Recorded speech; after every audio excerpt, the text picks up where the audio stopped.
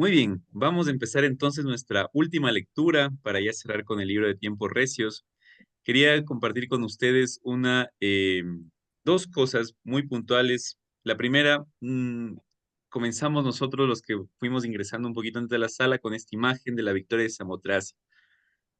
Un poco la victoria de Samotracia estaba en una pila, en una especie de pilar con la vista hacia el mar griego, ¿no? Es decir, uno cuando iba entrando a Grecia veía o se topaba primero con esta gran mujer con alas, ya no tenemos su rostro, pero incluso sin rostro es una belleza que representaba la libertad del conocimiento, de la libertad del saber humano, ¿no? Entonces, les pongo esta como primera imagen para empezar porque hemos estado viendo una novela donde la libertad ha sido muy, muy ultrajada.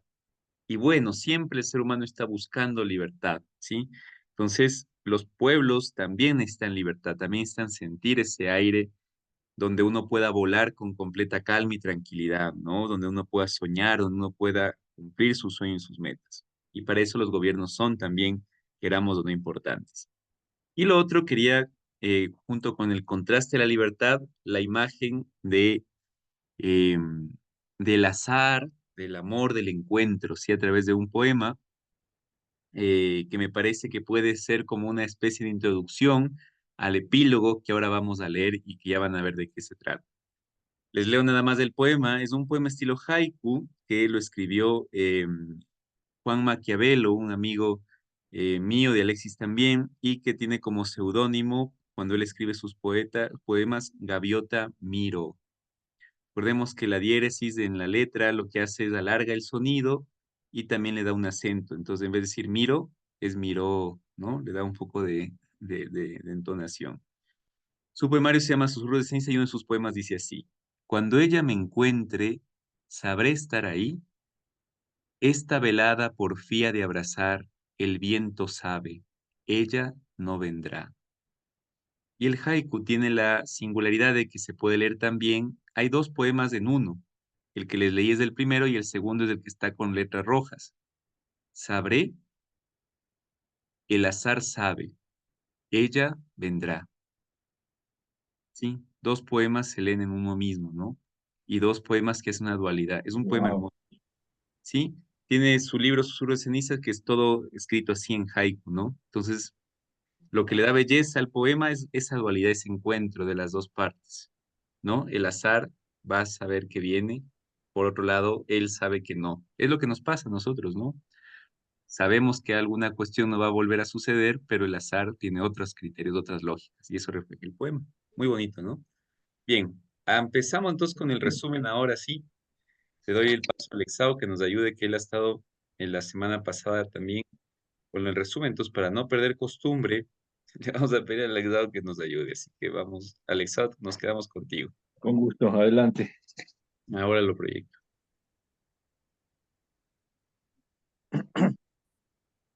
Ahí va. Muy bien, buenas noches con todos. La anterior semana leímos el capítulo 31 y aquí un breve resumen, ¿no? Este capítulo se fijaba mucho en la figura de un nuevo personaje, Crispín Carrasquilla, el joven cadete. Entonces, es importante aquí señalar las características de cómo fue él cuando ingresó y cómo fue él después del acontecimiento del bombardeo.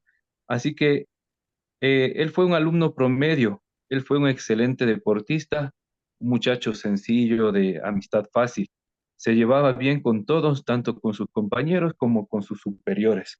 Era muy servicial y disciplinado y le gustaba obedecer más que mandar.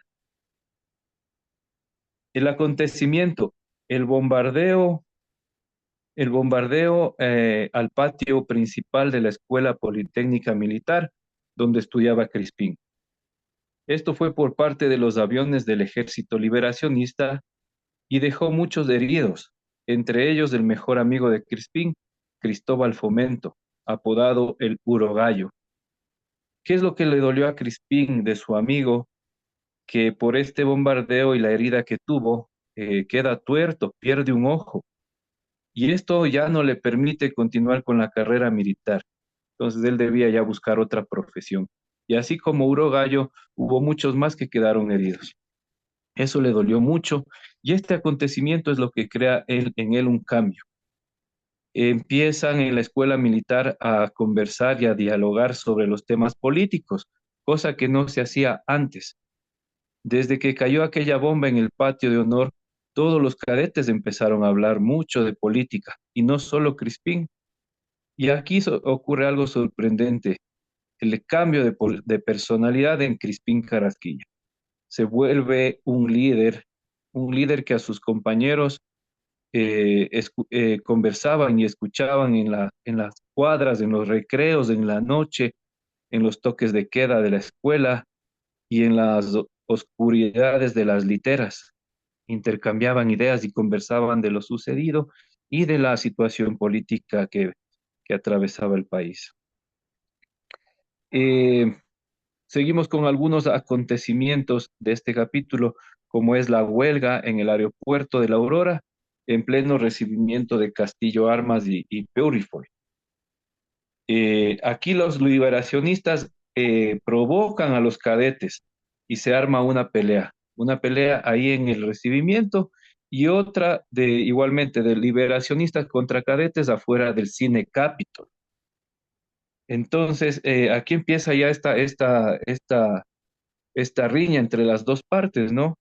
Eh, el problema se va profundizando cuando los cadetes son víctimas de una humillación en el burdel de la gringa Richter. ¿Se acuerdan de la cubana que se hacía pasar por francesa y que tenía un burdel ahí en el centro de la ciudad? Entonces, ¿qué es lo que pasa acá? Tres cadetes estaban ahí tomando una copa y fueron cercados por los liberacionistas.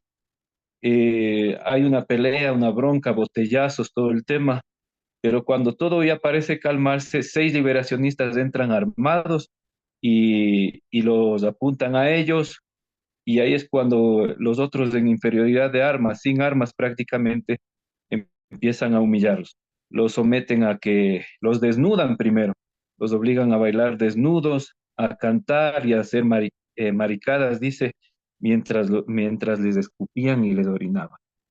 Entonces esto es ya algo fuerte, un atentado fuerte en contra de los cadetes que ya enardeció los ánimos, ¿no? Y aquí hay un acontecimiento también que es el desfile de la Victoria, el 2 de agosto de 1954, donde ya se desata todo. Sabían que los liberacionistas estaban haciendo campamento en el Hospital Roosevelt, que el hospital se encontraba ya en construcción, pero ahí estaban ellos. Entonces, Crispín con los cadetes deciden ir al lugar a las 4 de la mañana y ahí se da un tiroteo. Empiezan a darse bala tanto liberacionistas con los cadetes. Y aquí hay muchos heridos, incluso muertos. Eh, Antes de esto, Crispín ya tiene un tinte de líder democrático, porque él en aquella noche, él en cierta forma dirige las acciones de este operativo. Incluso el pequeño grupo de oficiales que escuchaba sus opiniones y discutían, incluso los superiores estaban conversando con él y le obedecían, ¿no? A Crispín. Entonces al final él es muy democrático porque pregunta a uno por uno a los cadetes de los primeros años que si quieren participar libremente en el ataque. Todos respondieron que sí y lo apoyaron. En medio de la fatiga, el bullizo, el tiroteo, Crispín se sentía como que alcanzó un sueño de hacer justicia. Él estaba muy indignado y aquí se sentía que está haciendo justicia. Cuando lideraba el ataque en la puerta principal del hospital, él recibió unos balazos en el cuerpo, pero no sentía. Eh, Uno de sus compañeros lo ve ensangrentado y le lleva a la enfermería. A una panadería le hicieron enfermería y ahí es donde Crispín recién se da cuenta que está herido, que ya está sin el fusil. Entonces, al darse cuenta de esto, empieza ya a decaer y empieza a ver ya la cara de su padre y la de su madre. que habían aparecido allí, estaban ambos mirándolo con cariño.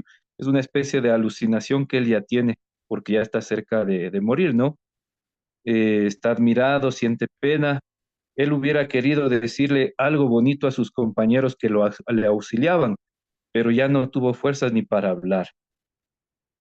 Eh, Crispín Carrasquilla en esta ocasión se vuelve ya aparte de un líder democrático, se vuelve también un patriota y un mártir, porque muere en esa noche. Crispín muere y nos da el ejemplo de lo que es lo contrario a estos líderes que estuvimos acostumbrados a ver en toda la trama del libro, que eran unos líderes negativos, digamos de esta forma, corruptos, que asesinaban, que violentaban y que abusaban de su poder. En este caso, Crispín es del lado contrario, un líder democrático, humilde, que saca adelante a sus compañeros por un bien común.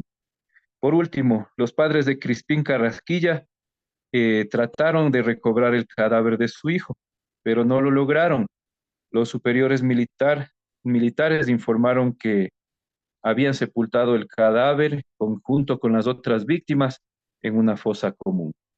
El lugar nunca se supo, fue una fosa secreta y esto lo hicieron para que Crispín no se convirtiera en el día de mañana, en el día futuro, en y tampoco sus compañeros, ¿no? En un destino de peregrinaje ni de heroísmo comunista. Así lo dijeron ellos. Y en esa parte concluimos el capítulo 31 y estamos ahora en la recta final ya para avanzar con la lectura del 32. Muchas gracias. Es Alexa, muy bonito el resumen y muy completo. Y como tú dices, funcionaría como una imagen, Crispín, más bien de la antítesis de lo que hemos estado viendo, ¿no? Muy bien. Comencemos entonces. No sé, eh, Jonathan, ¿nos podrías ayudar, por favor?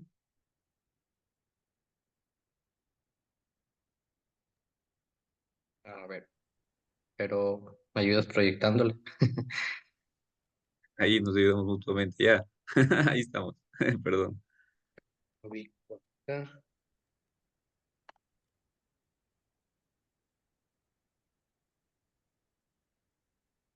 A ver, sudaba copiosamente.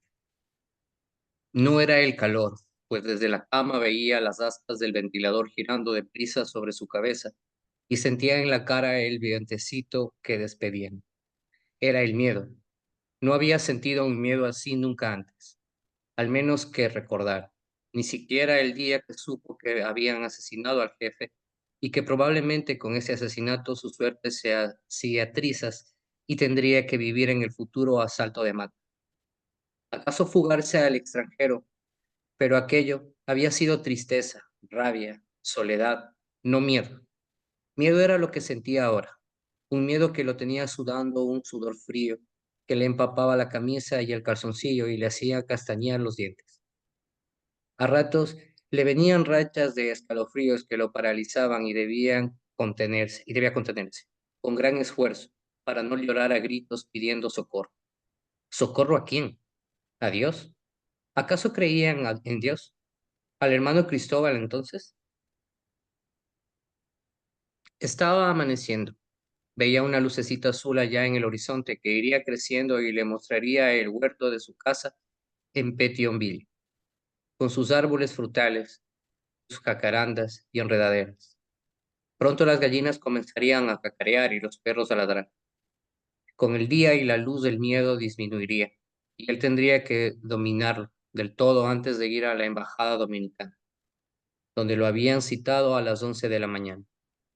¿Se dignaría a recibirlo el embajador o volvería a conversar solo con ese cónsul del traje entallado, los anteojos de búho y vocecita aflautada?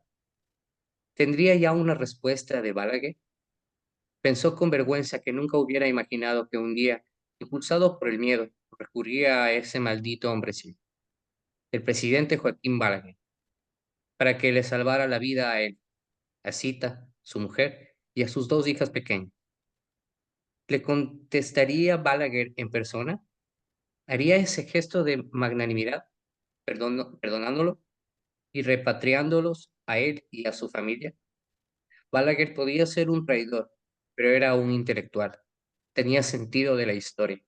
Quería pasar a la posteridad. Tal vez eso lo animara a salvar a una muerte atroz al hombre más odiado de la República Dominicana, como le había dicho en la última entrevista en Ciudad Trujillo, el día que lo obligó a salir de su tierra con el cuento del consulado en el Japón. Vaya cuentazo, pensó. Había sido una mentira inicua. Recordó aquellos días horribles en Tokio. No le habían dado siquiera una oficina. Estuvo viviendo con cita en un hotel que costaba un ojo de la cara, y los gastos de instalación que le correspondían como flamante diplomático nunca llegaron, ni le llegó tampoco su primer sueldo. En las pocas semanas el propio encargado de negocios le confirmó que por razones de presupuesto su nombramiento había sido cancelado y por lo tanto las autoridades japonesas le daban solo 2 semanas para que él y su esposa abandonaran el país, en el que no tenían ya nada que hacer. Tuvieron que regresar a París, donde vivieron cerca de un año. Allí dio a luz cita a la primera de las niñas, y allí se gastaron buena parte de aquel $1,000,000 y pico que tenían guardado en ese banco suizo. Parecía mucho dinero cuando no se tocaba e iba ganando intereses, pero cuando se vivía sin producir ingreso alguno, aquella suma se derretía como mantequilla. ¿Qué había hecho Aves García en aquellos años de exilio? Conspirar. Escribir cartas y hacer llamadas a todos los militares y policías dominicanos que conocía y creía amigos para tratar de comprometerlos en una conspiración contra Balaguer. Decían que sí, pero no movían un dedo. Todos querían pasajes para viajar a Europa o a Canadá a entrevistarse con él. Eso sí, de todas esas intrigas nunca resultó nada serio. Un día Aves García se dio cuenta de que nada saldría bien si no estaba comprometido en ello Ramfis Trujillo. Entonces pasó por la humillación de escribir. Para su sorpresa, el propio Ramfis, que vivía en ese momento en España, le contestó y viajó a París a entrevistarse con él. Estuvo cordial y comunicativo. Su odio a Balaguer era tan enorme como el de Aves García. Se dio cuenta por fin que también él hizo el hijo, mayor de Trujillo, nada menos. Había sido manipulado por ese zorro astuto e inescrupuloso que era Balaguer. Ramfis tenía tanta hambre de poder, tantas ganas de ser el amo de ese paisito ingrato con su padre y su familia, que Aves García se entregó a fondo durante unos meses a trabajar en una conspiración que esta vez, con el hijo del jefe implicado, parecía seria. Pero también se vino abajo antes de tomar cuerpo, pues los militares comprometidos se echaron atrás, diciendo que el golpe de Estado no tendría éxito si no contaba con el apoyo de Estados Unidos.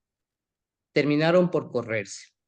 Desde entonces, Aves García se dedicó a conspirar solo con la imaginación y a tratar de gastar menos, porque en apenas un par de años aquel $1,000,000 y pico se había reducido a la mitad, y él sabía que nunca encontraría un trabajo. Solo sabía de torturas, de bombas, de espiar y matar. ¿Quién lo iba a contratar en Europa para esos menesteres? Cuando decidieron trasladarse a Canadá en 1964, Cita estaba embarazada de su segunda hija. Él quiso hacerla abortar, pero ella se negó y al fin se salió con la suya. La vida en Toronto era menos cara que en París, pero los permisos de residencia se los dieron solo por 6 meses y cuando él pidió una ampliación se la negaron, aduciendo que el dinero del cual disponía no era suficiente para garantizar una estancia de otro medio año en el país. Fue en estas circunstancias cuando de la manera más inesperada, Aves García recibió la oferta de trasladarse a Haití como asesor del presidente Francois Duvalier en asuntos de seguridad. Había conocido en Toronto, en casa de unos amigos, a un haitiano que hablaba muy bien español, pues había vivido en República Dominicana. Lo reconoció en el acto. ¿Usted aquí? ¿Y qué puede estar haciendo el coronel don Johnny Aves García en Toronto? Negocios, respondió este, tratando de sacárselo de encima. El haitiano se llamaba Francois Delony. y según le dijeron era periodista. En realidad trabajaba para Papa Doc, el amo indiscutible de Haití desde 1957. Delony, que le había pedido su teléfono, lo llamó pocos días después y lo invitó a almorzar. En el restaurante de pescado al que lo llevó le hizo aquella propuesta que lo dejó desconcertado. He hecho muchas averiguaciones sobre usted, señora Aves García.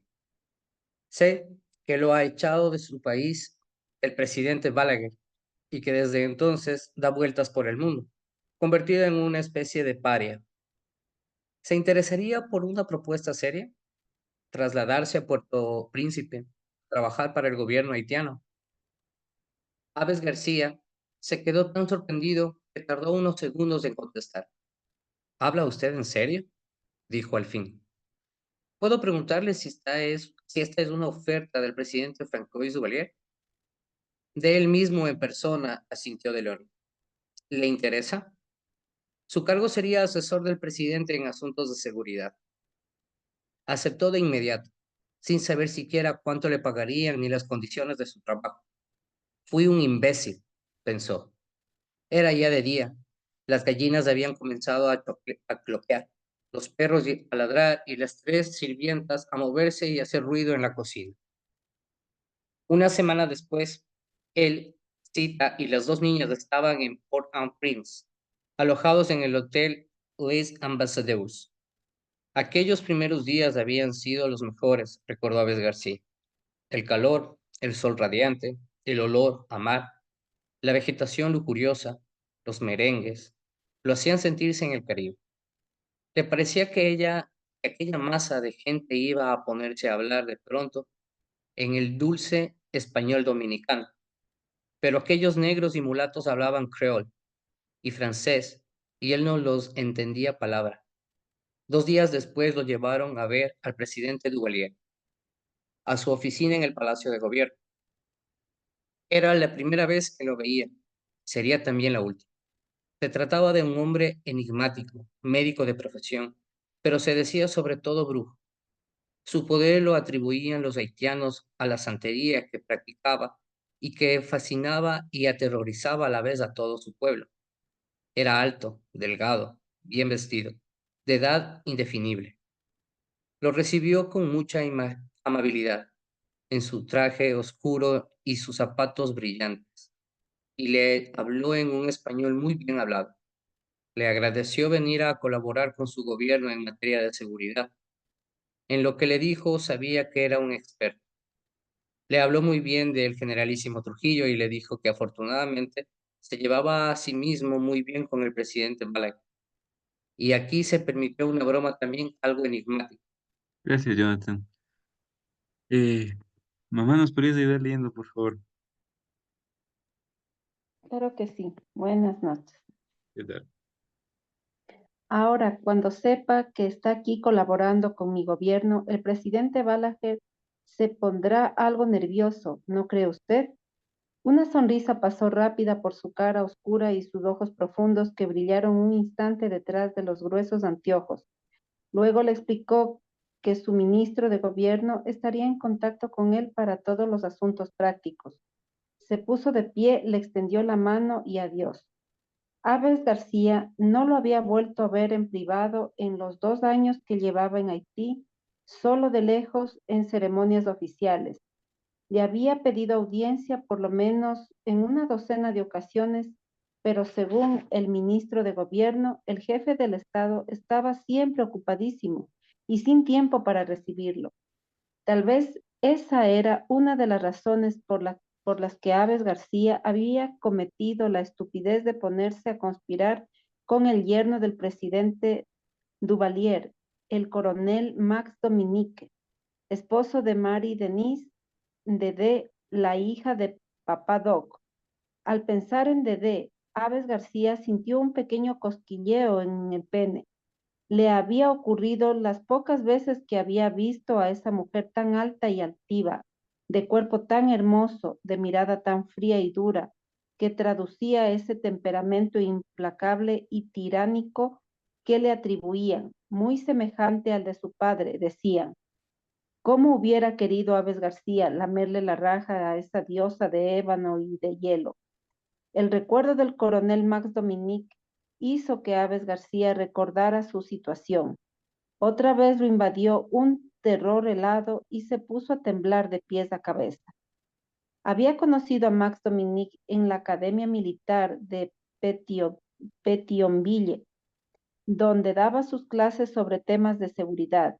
El coronel era un oficial muy envidiado por su parentesco político con Papadoc y había sido cordial con el recién venido, a quien un día invitó a cenar a su casa. Allí conoció a Aves García a esa mujer de bellas y largas piernas, Dedé, la señora de la casa, quien inflamó de tal modo al asesor de seguridad que luego de la cena debió correr a un lupanar de mala muerte en el centro de la capital a desahogar sus ansias entre las piernas de una prostituta con la que se entendía solo por señas.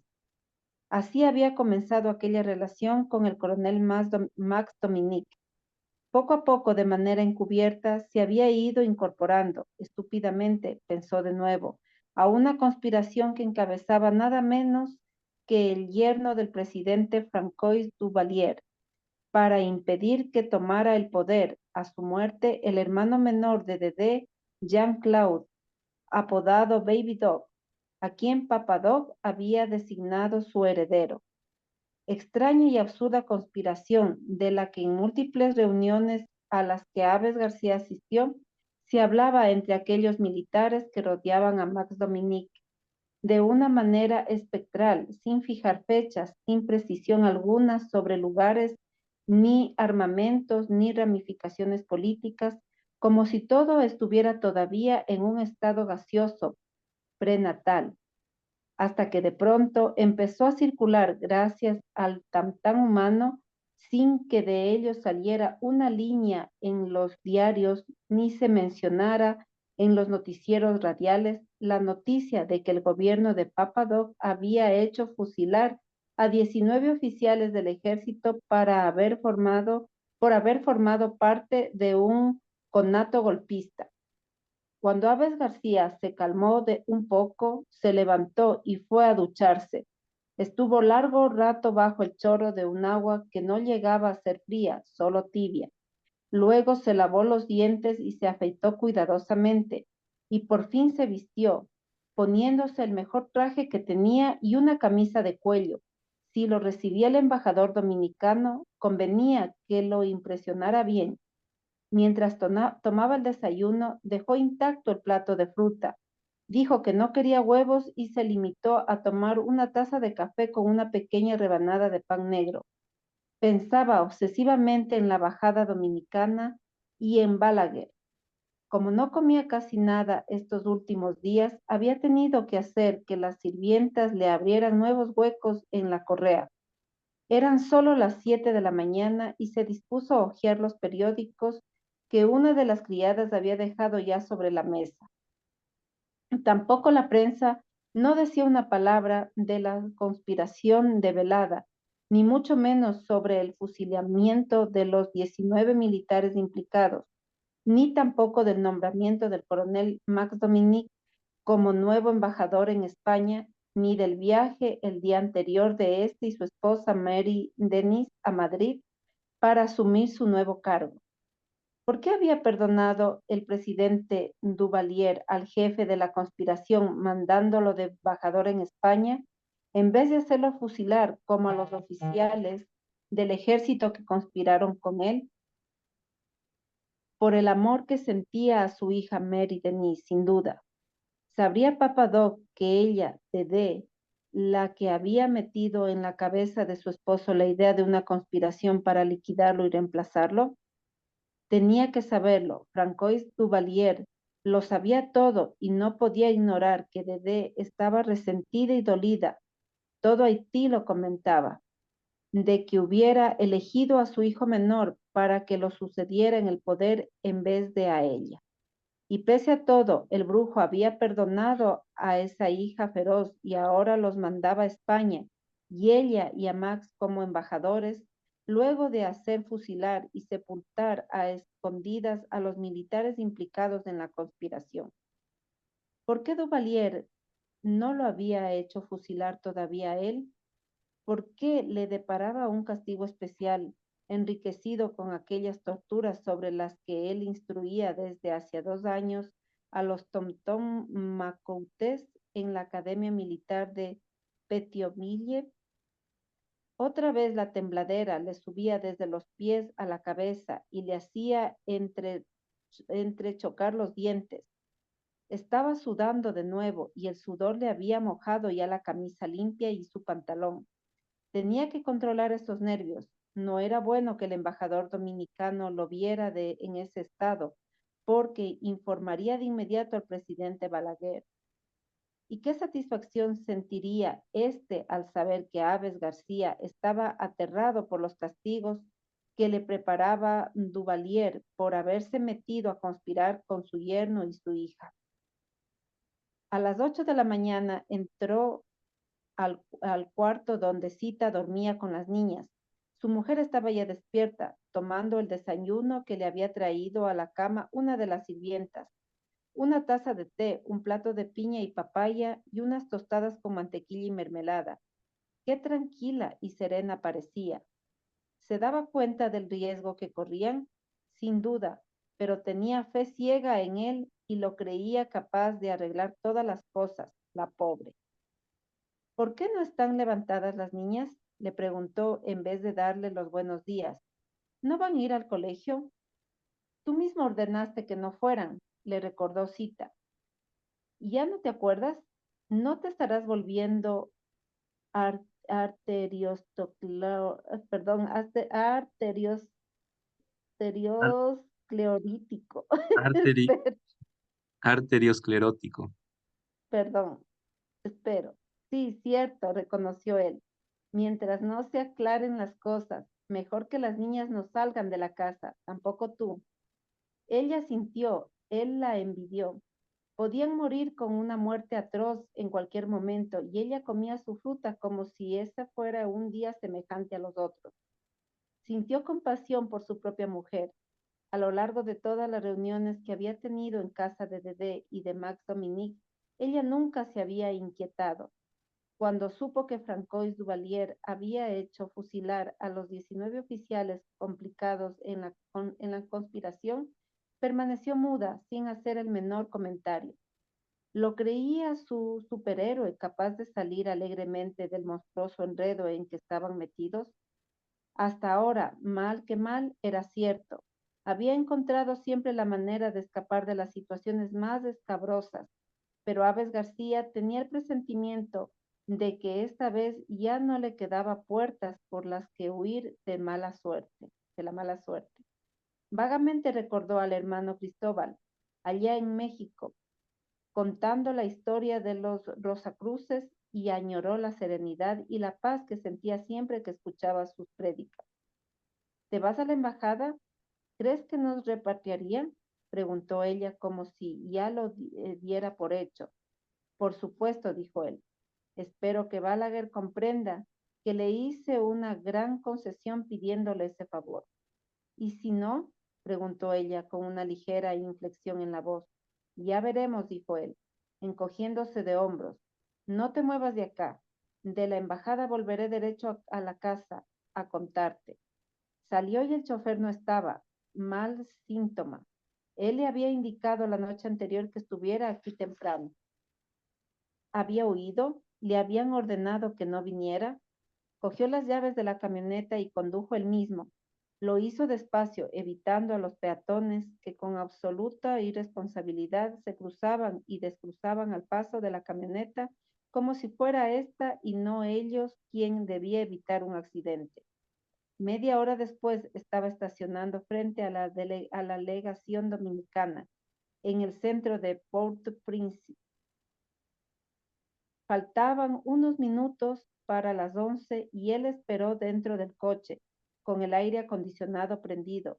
Cuando vio las 11 en su reloj, apagó el motor, salió y tocó la puerta de la legación.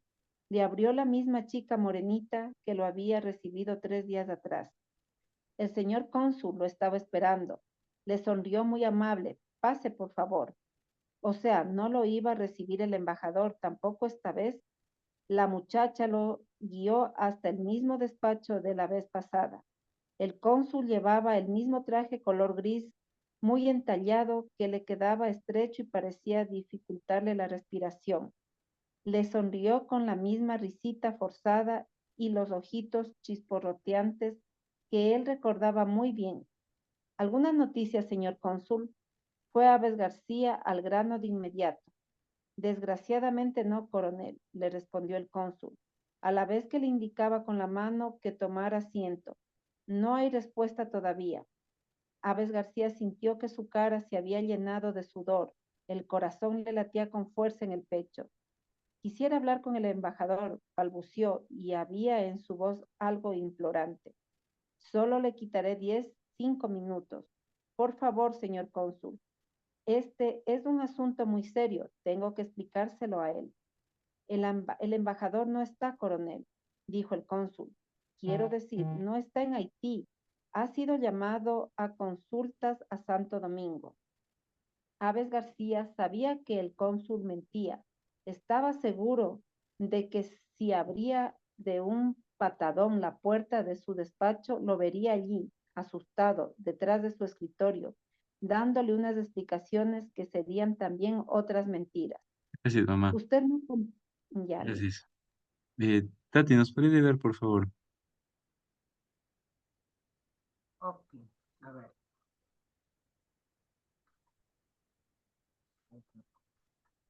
Usted no comprende mi situación, añadió, hablando con dificultad.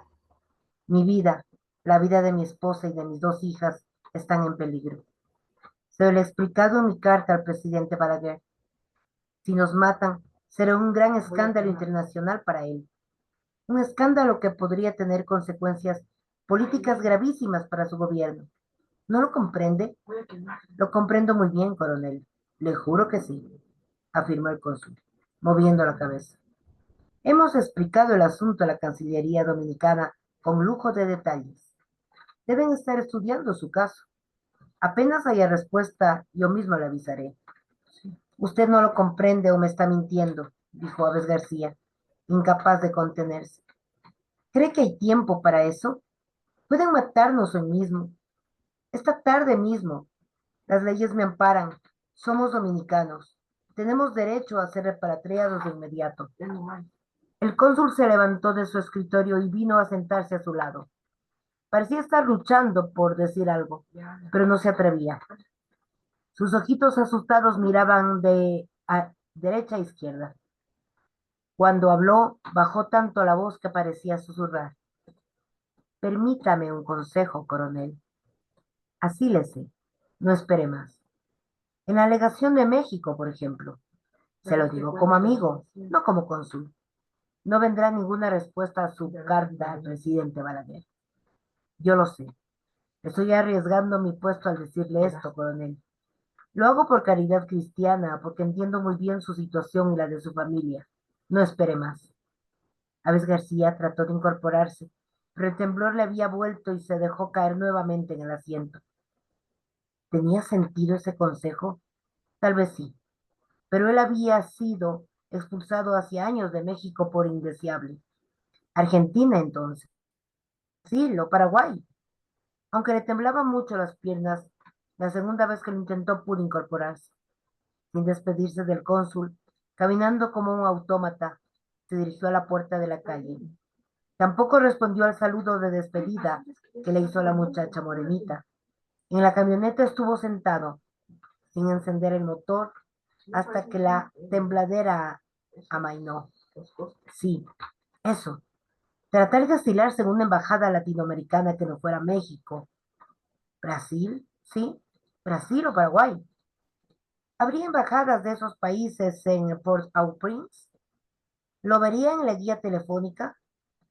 El hijo de puta de Balaguer había recibido su carta y no quería responderle.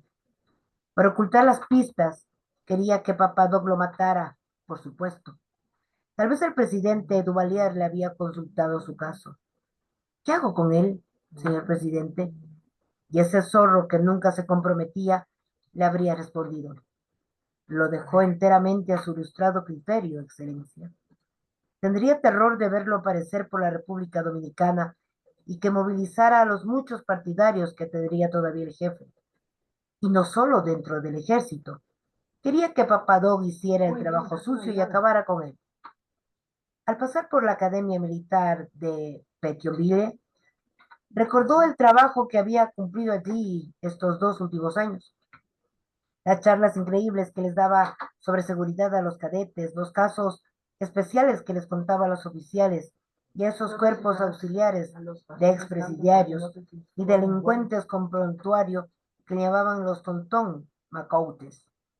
Hablaba despacio, a base de notas que un intérprete traducía luego al creol. ¿Servían para algo? Por lo menos los oficiales, los cadetes, los auxiliares parecían interesados. Le hacían muchas preguntas sobre cómo hacer hablar a un prisionero, gracias al miedo. Les explicó él 1000 veces.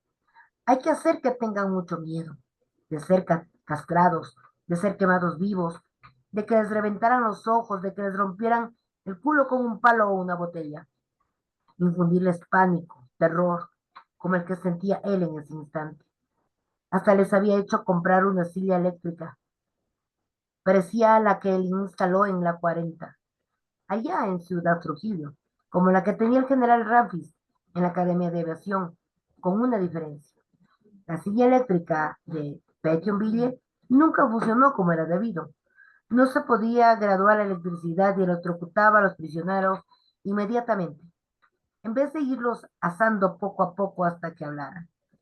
Esta de aquí que costó tan cara, los carbonizaba de entrada.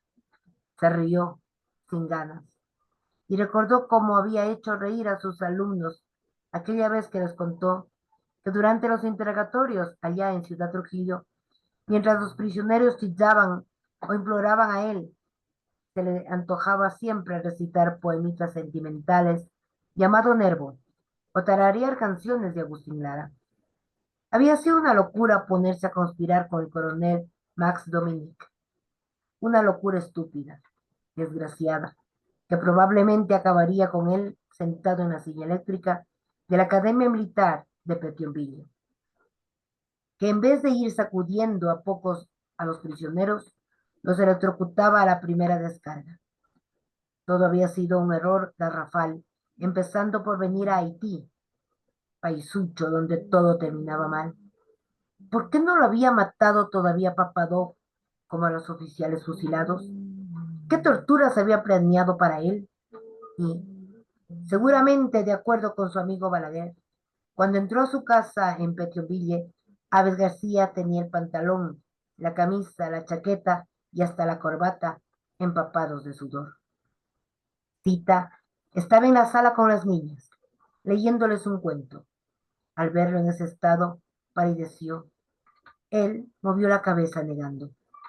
No me recibió el embajador, sino el mismo empleadito de la otra vez.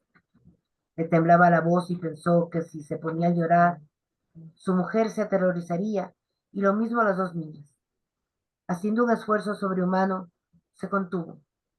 Añadió muy despacio, sintiendo que su voz delataba su miedo. No hay respuesta de Balaguer a mi carta. Tendremos que asilarnos. Voy a llamar a la embajada del Brasil ahora. Tráeme la guía de teléfonos, por favor.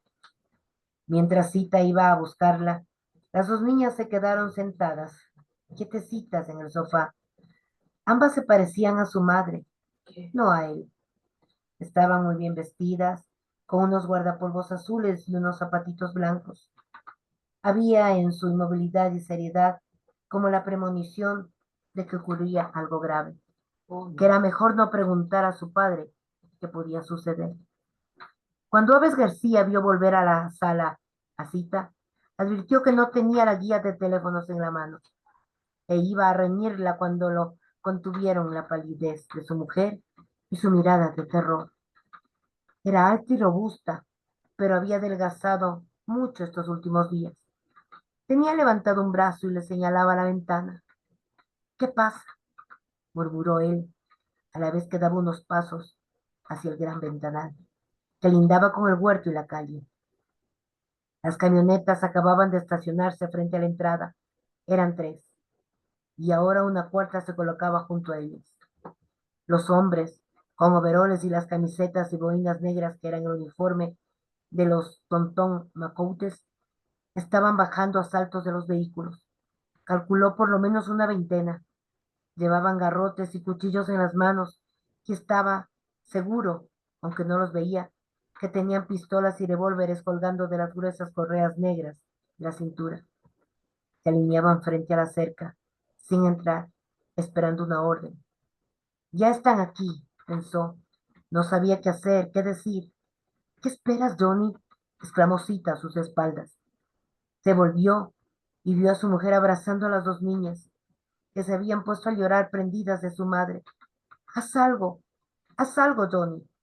Mi revólver, pensó él, y corrió al dormitorio a sacarlo del cajón del velador, donde lo tenía guardado con llave. Mataría a Zita, a las niñas y luego se mataría él mismo. Pero en el dormitorio miró por la ventana y los Tontomancoutes. ¿Cuántos de estos habían sido sus alumnos en la Academia Militar de Pentonville? Seguían allí, formados frente a la baranda y la puerta que conducía al huerto. ¿Por qué no entraban de una vez? Sí, ahora sí. Uno de ellos se había hecho volar de una patada la puertecilla de madera y atropellándose invadía el huerto e iban en pelotón hacia los gallineros sin prestar atención a los ladridos de los 2 perros que le salieron al encuentro. Creyendo y no creyendo lo que veía, Aves García, con su revólver en la mano, vio a los Tontomancoutes ocupar el huerto, pisotear las flores y el sembrío, liquidar a los 2 perros a palazos y cuchilladas, encarnizándose luego con los cadáveres de los que pateaban y pisoteaban. Corrió a la sala y al entrar vio que las 3 sirvientas de la casa estaban también allí, abrazadas, los ojazos clavados en el ventanal. Zita ni siquiera pretendía calmar a las niñas, que se prendían a ella chillando, porque miraba hipnotizada lo que ocurría en el huerto. Los invasores, después de liquidar a los 2 perros, estaban ahora matando a las gallinas. Volaban plumas y el estruendo de los kikirikís y los aullidos y exclamaciones de los asaltantes era ensordecedor.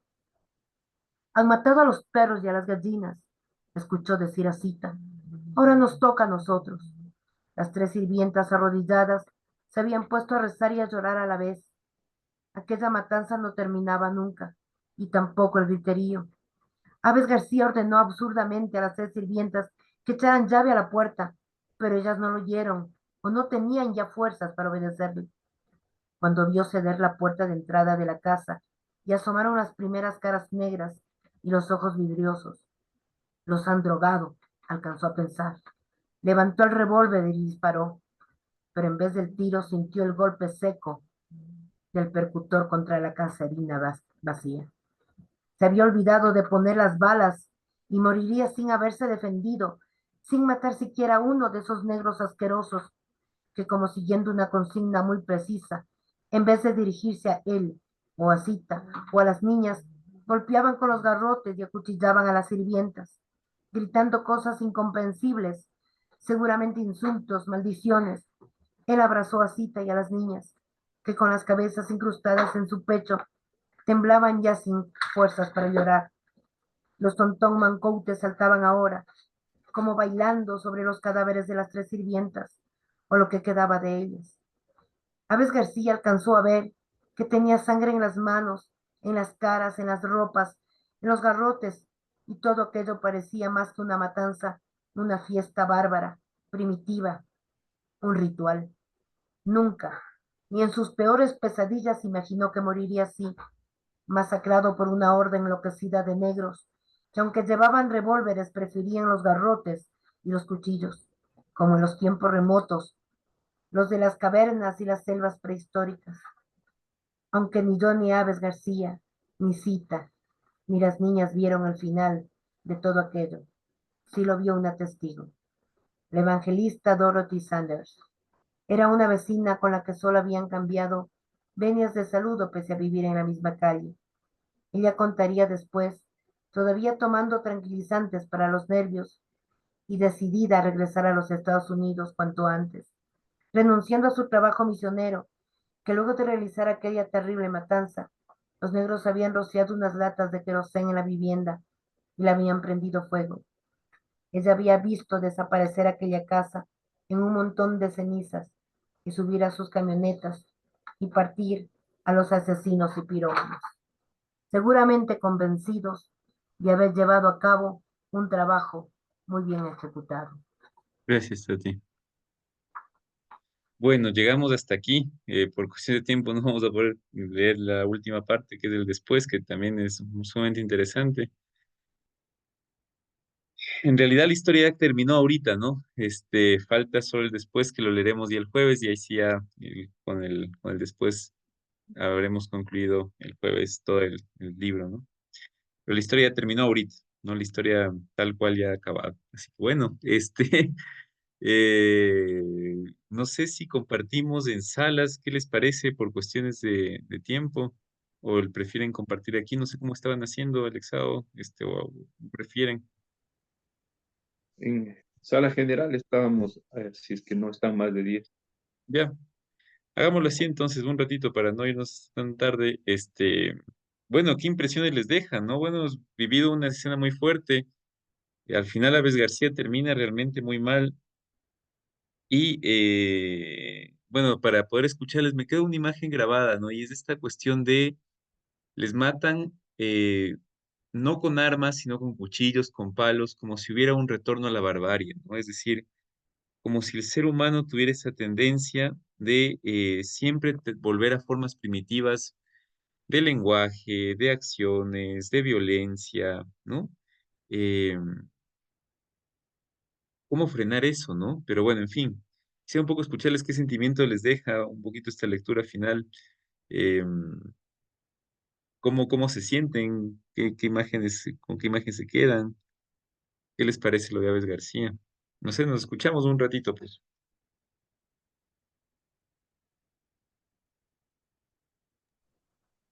Tuvo feo.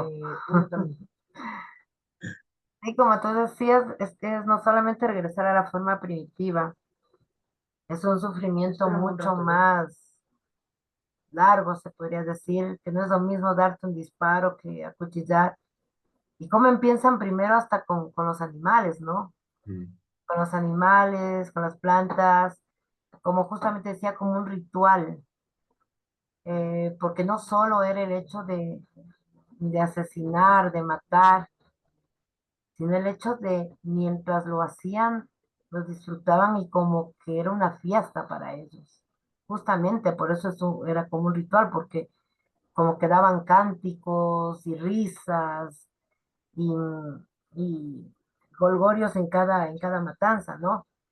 Eh, o sea, lo feo que las niñas, su madre, o sea, a mí se me viene la imagen de una madre con sus hijas en el pecho sin dejarles ver y tratando de tapar, me imagino, sus oíditos para que no escuchen. Sí, es fuerte la forma como termina, si es que aquí es lo que termina la historia.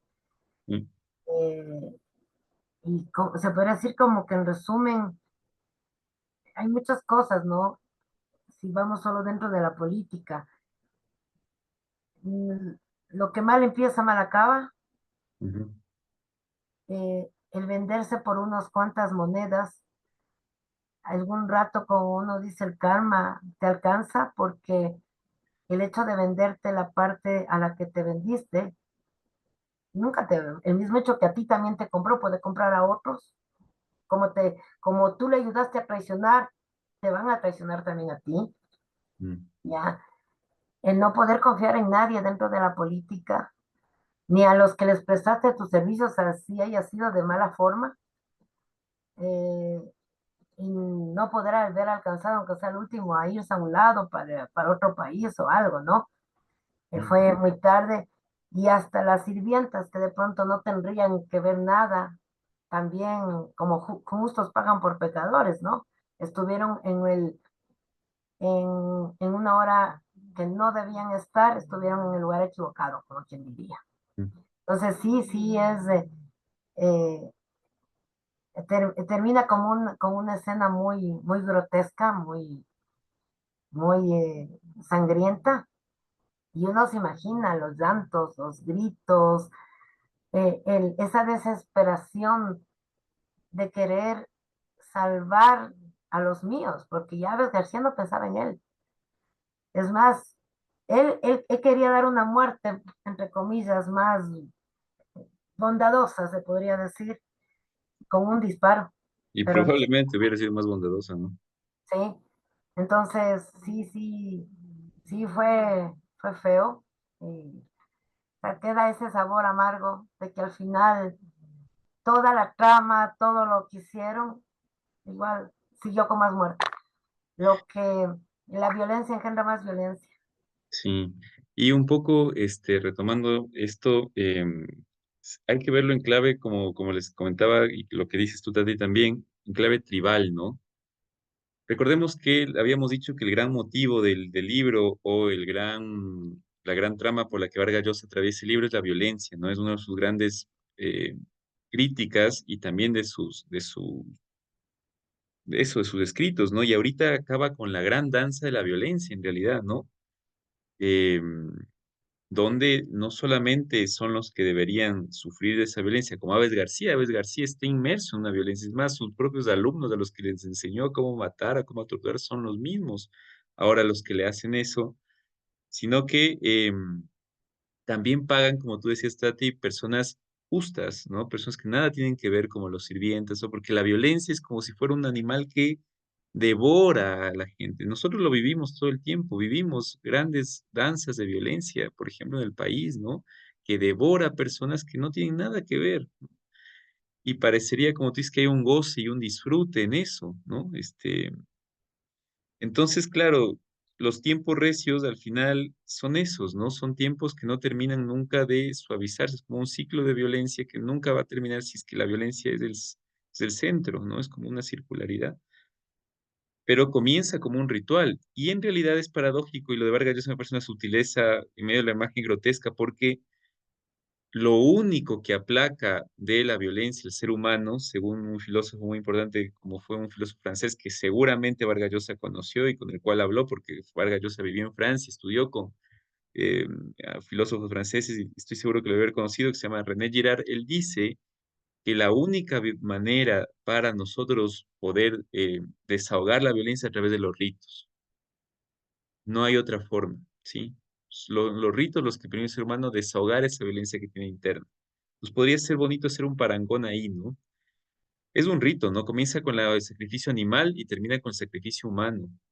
Pero eso no es nuevo. Es decir, los mayas lo hacían todo el tiempo, ¿no? Se ha hecho todo el tiempo. El cristianismo sacrifica al cordero, al mismo Cristo inmolado, ¿no?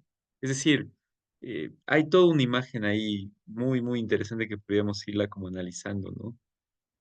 Muy bien, no sé qué otras imágenes, qué sentimientos, qué intuiciones un poquito para ir viendo. Igual el jueves hablaremos un poco más, pero ¿qué imagen les va dejando la lectura hasta ahora? Sí, dentro de esa misma línea de la violencia, ¿no?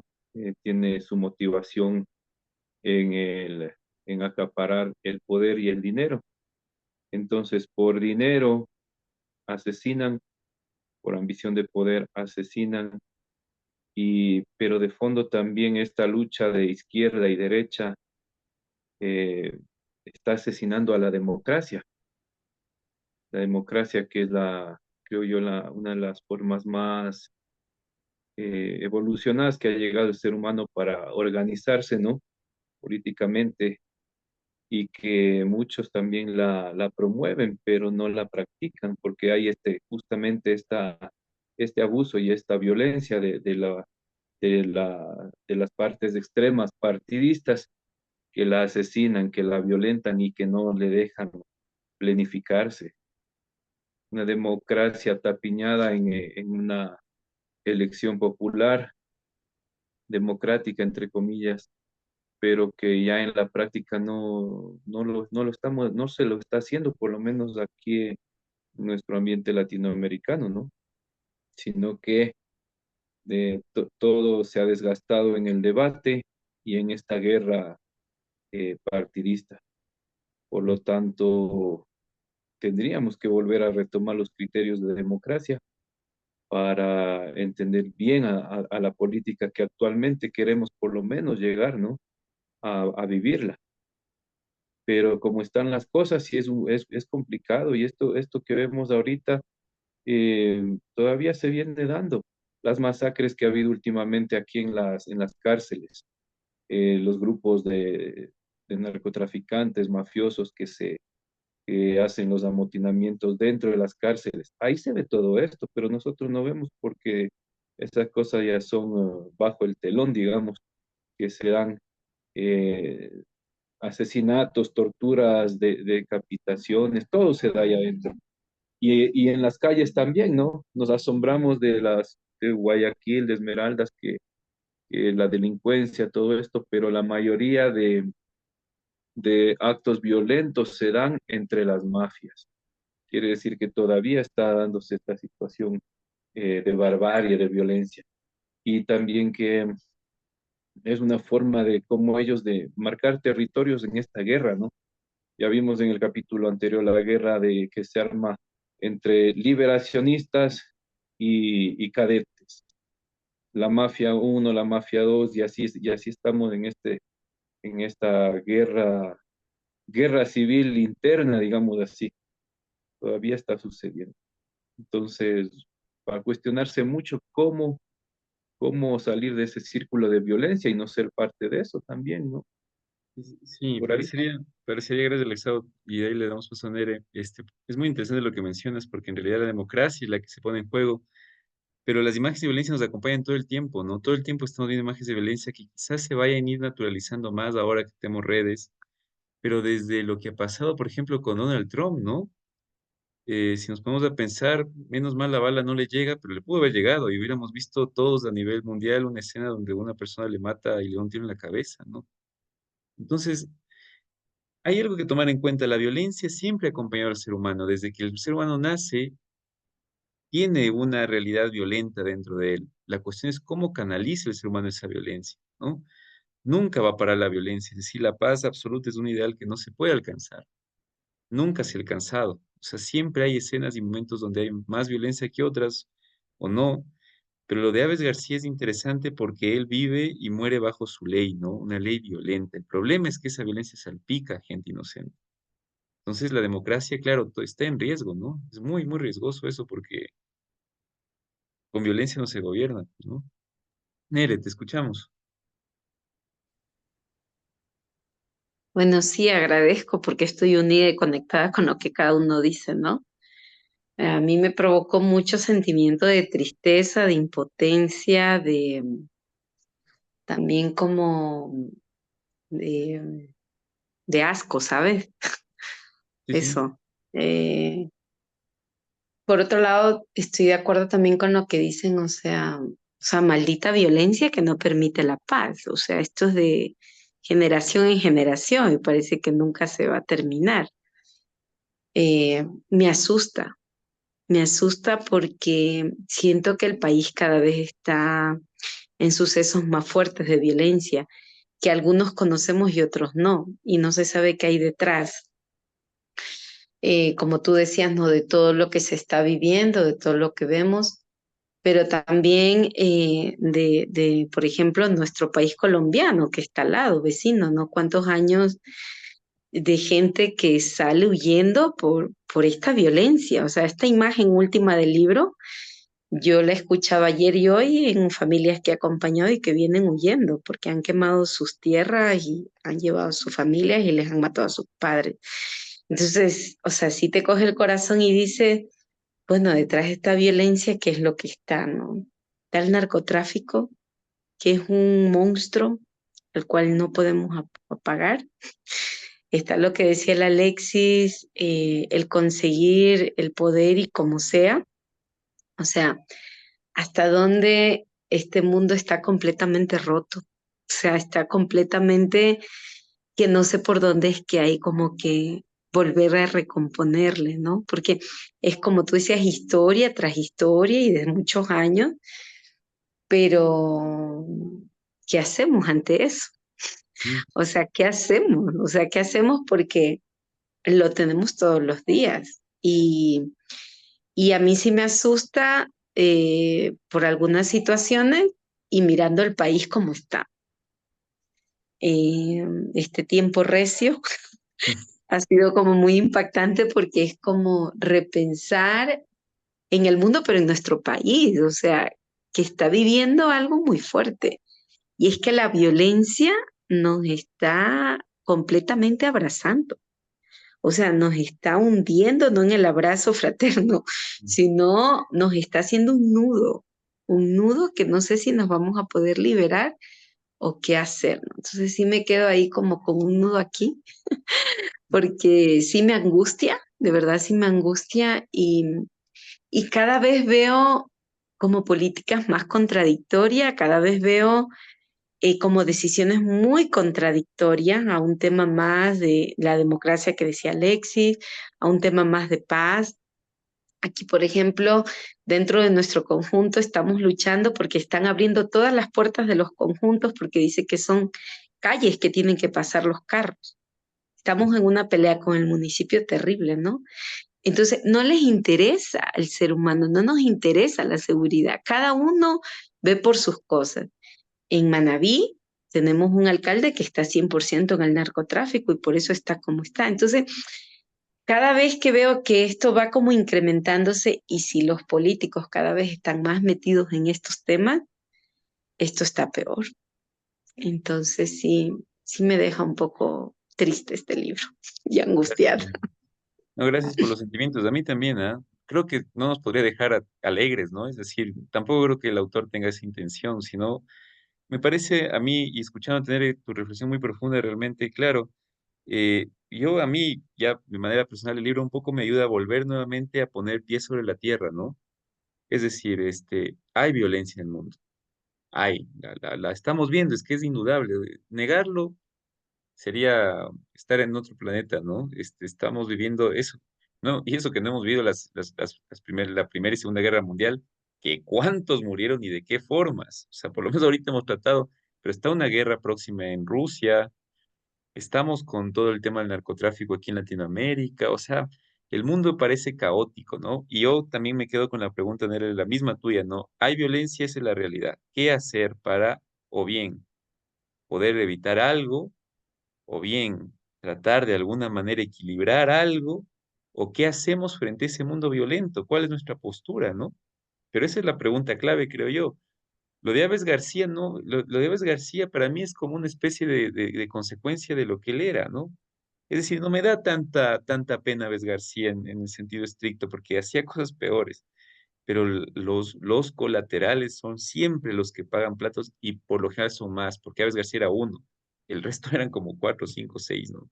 Niños, sirvienta, mujer, o sea, en fin. Y siempre los pobres. O sea, es como Claro, que, o sea, las sirvientes mueren, ¿viste? O sea, ¿qué claro, tenía que ver la sirvienta? Ay, claro. siempre. Sí, Ujú. hay una situación ahí interesante, ¿no? Ricky, mamá, sí, si nos quedamos un poquito más, les pido, hagamos libremente, si ya tienen que retirarse porque es 10:15, pues lo hacemos, pero yo sí creo que es importante que ya como cerramos la historia, no el libro, la historia, nos quedemos los que deseen y puedan un poquito más. Ricky, te escuchamos. Hola, hola con todos, ¿cómo están? Bien, oye, Eh, bien me, conmocionados. me dejó conmocionado también el final de Luis García porque, o sea, es como termina la mayoría de personas, ¿no? Que están en esto. Cosechas lo que siembras, es básico eso, yo creo. Y, o sea, es bastante violento como se describe o describe la forma en que termina la historia. En este caso, se ve que hay mucha cizaña, primero metiendo el miedo, porque no solo Mm, le interesaba terminar con la vida de Aves García, pero le interesaba sembrar un precedente, creo yo, un precedente de violencia, meterle un sufrimiento, meterle mucho miedo al principio, empezando por sus animales, para que él siente el pánico, sienta que ya viene el final, pero no lo hace solo tajo, lo va haciendo prolongadamente, o sea, poquito a poco, ¿no? Y el sufrimiento de él se nota, o sea, se siente en la lectura. Y bueno, sí, es bastante fatal. Y ya dejando a un lado eso, tú decías que no se gobierna así, no se gobierna con violencia. Te escuché, ¿no? Decir eso. Claro, lo ideal sería que no. Ya, pero sin embargo, yo creo que son unas palabras que todos quisiéramos que existan en la realidad, en los hechos. Pero yo creo que no. Yo creo que todo gobierno siempre genera violencia y de una u otra forma, sea física, sea mental, sea psicológica. Siempre los gobiernos se han plantado donde están con violencia, ante las personas, ante las cosas y ante los pueblos. No creo que ningún, ningún gobierno, ningún partido, sea derecha o izquierda, esté libre de generar violencia ante un grupo o ante otro para obtener lo que quiere y quedarse donde está. El pseudo socialismo se ha venido dando desde siempre, desde hace años, generando violencia, sometiendo a un grupo para favorecer a otro. Hay violencia, no dando lo que le corresponde al pueblo, maltratando de una u otra forma al trabajador, al obrero. Eso también es violencia. Sí, entonces yo creo que ningún gobierno se ha logrado parar o instaurar en un pedestal sin la violencia. Mm. Y eso genera violencia. A esto me, me hace, me hace eco en unas palabras que leí de Anthony Hopkins, del actor, Sí, sí. que, que el principal caos del mundo siempre lo generan los gobiernos o los políticos, algo así era la frase, no me acuerdo. Pero esa es la idea, ¿no? Los políticos generan el caos o es el inicio del caos en el mundo, porque es claro, ¿no? Como te digo, la violencia viene desde el gobierno mismo, central, para llegar al poder, siempre tiene que haber algo de violencia, algo, someten a personas, hacen a un lado a personas, y esto genera en un grupo genera el conflicto con el otro, entonces se vuelve el uno más violento que el otro para poder desterrarle al que está de turno, no le dejan trabajar o no le dejan gobernar como nosotros quisiéramos, ¿no? Ujú. Siempre en eso. O sea, ahorita claramente con Novoa se supone que estamos o estamos en buen camino, se supondría que estaríamos en buen camino para parar esto de la violencia que se ha incrementado en el país. Sin embargo, el partido de oposición es el que fomenta esta violencia, ¿sí? Inventando historias, generando más controversias, poniendo ideas en la cabeza del pueblo equivocadas, y esto a la vez genera ese resentimiento con un grupo con el otro, y también se genera la violencia. Entonces yo creo que nunca se ha de gobernar sin tener algo de que ver con la violencia. Sí, gracias, Ricky. Sí, bueno, independientemente de esto de los partidos y esto, tiene razón, en realidad, como les digo, la sociedad gira en torno a esto, lamentablemente, pero realmente es así. Y eso les decía, ya muchos estudiados sobre el tema, imagínense, pero parece que en efecto la violencia está con el ser humano y convive todo el tiempo, ¿no? No, no hay forma de no tenerla en la vida, en la política menos todavía, como tú dices, ¿no? Es más, nosotros inclusive cuando elegimos a un representante, y más que un representante, el Estado mismo en el cual nosotros vivimos tiene el poder legítimo de la fuerza, ¿no? Nosotros le damos el poder legítimo de usar la fuerza, es decir, de generar violencia contra los grupos que creemos que no están bien, ¿no? Pero bueno, vamos cerrando contigo, mamá. Con eso terminamos con tu comentario. Te escuchamos. Buenas noches. Sí, bueno, súper rápido por motivo del tiempo. A mí me ha llamado la atención bastante cuando este señor Aves García va a diferentes lugares, ¿no?